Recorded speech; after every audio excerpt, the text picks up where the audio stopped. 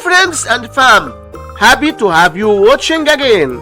You will find in this video we want to calculate 6160 divided by 56.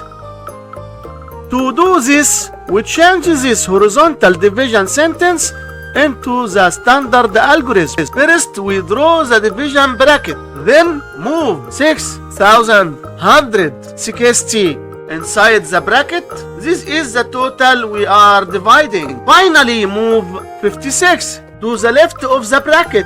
This is our divisor. The answer to our division will be written right here on top of the bracket. This is called the quotient. Let's look at the first digit of our number inside the house. Is this 6 big enough for 56 to fit inside? But in our case, we found that 56 is larger than 6. So we must take the next digit too. How many 56 are in 61?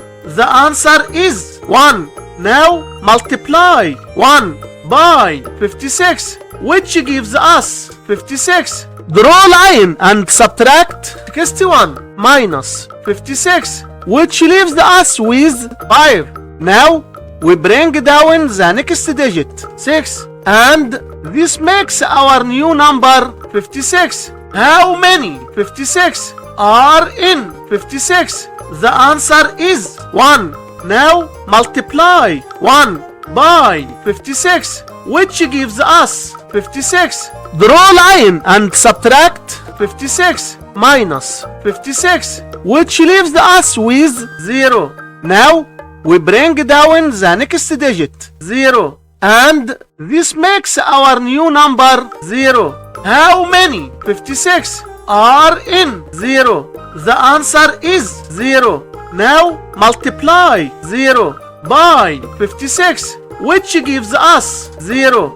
Draw a line and subtract. The subtraction result is 0. The last result is 110.